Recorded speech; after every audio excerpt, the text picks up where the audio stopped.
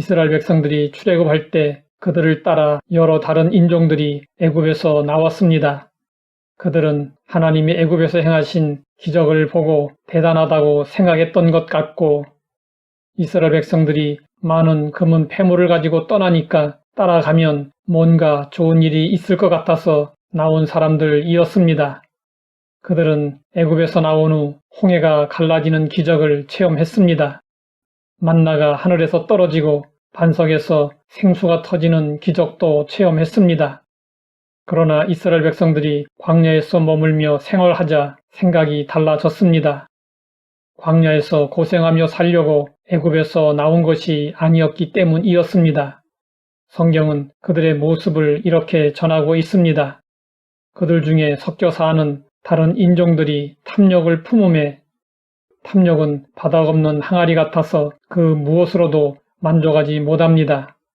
다른 인종들의 탐욕은 이스라엘 백성들의 육체의 본성을 자극하였고, 이스라엘 백성들은 불평을 늘어놓았습니다. 누가 우리에게 고기를 주어 먹게 하랴. 우리가 애굽에 있을 때에는 값없이 생선과 오이와 참외와 부추와 파와 마늘들을 먹은 것이 생각나거늘 이제는 우리의 기력이 다하여 이 만나 외에는 보이는 것이 아무것도 없도다. 불평이 바이러스처럼 퍼져 나갔습니다. 그런데 이스라엘 백성들의 불평을 보면 그들이 불평하기 위해 애굽에서의 기억을 일부러 조작했음을 알 수 있습니다. 그들은 애굽에 있을 때 값없이 생선, 오이, 참외, 부추, 파, 마늘들을 먹은 것이 생각난다고 했습니다. 이스라엘 백성들은 바로의 학정 아래서 고된 노동을 했습니다. 그들이 고통 중에 부르짖었을 때 하나님이 모세를 구원자로 보내셨습니다. 그런데 그때의 고통은 다 잊어버리고 애굽에서 맛있게 먹던 것만 생각한 것입니다. 죽도록 일하고 조금 얻어 먹었는데 값없이 먹었다고 했습니다. 옛날이 좋았다고 허풍을 떠는 사람처럼 애굽에서 편안히 잘 먹고 잘 살았던 것처럼 미화시켰습니다. 성경은 그들이 지긋지긋하다며 불평했던 만나에 대해서 이렇게 전하고 있습니다. 만나는 가시와 같고 모양은 진주와 같은 것이라 백성이 두루 다니며 그것을 거두어 맷돌에 갈기도 하며 절구에 찢기도 하고 가마에 삶기도 하여 과자를 만들었으니 그 맛이 기름 섞은 과자 맛 같았더라. 만나는 과자처럼 맛이 있었습니다.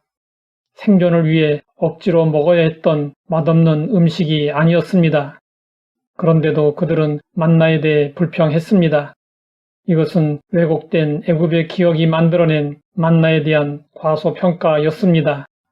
사탄은 지금도 우리를 이렇게 유혹합니다. 세상에 속하여 죄인이었을 때 사탄의 종이 되어 고통받았던 것은 다 잊게 하고 죄악의 달콤함만 기억하도록 합니다. 이스라엘 백성들은 매일 만나만 먹으니까 힘이 없어 못 살겠으니 고기를 먹게 해달라고 울었습니다. 이스라엘 백성들은 애굽에서 나올 때 많은 가축들을 가지고 나왔습니다.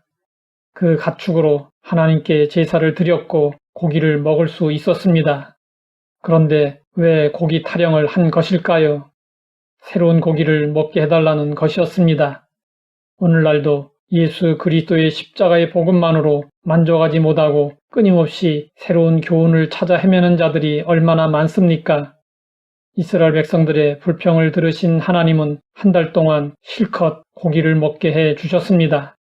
하나님이 기뻐하셔서가 아니었습니다. 불평하는 이스라엘 백성들을 심판하시려고 그렇게 하신 것이었습니다. 만나는 종합 영양제였습니다. 이스라엘 백성들은 40년 동안 만나만 먹었지만 한 사람도 영양실조에 걸리거나 기력이 쇠하지 않았습니다. 그러나 이스라엘 백성들은 하나님께 최고의 은혜인 만나를 매일 받으면서도 애굽을 그리워하며 불평했습니다. 우리는 이스라엘 백성들의 배은 망덕을 거울로 삼아 받은 은혜를 족한 줄로 알고 불평을 거두어야 합니다. 하나님 아버지, 이스라엘 백성들을 통해 우리의 모습을 돌아보게 하시니 감사합니다. 하나님께 받은 은혜를 헤아려 감사하며 살게 하옵소서. 예수님의 이름으로 기도드립니다.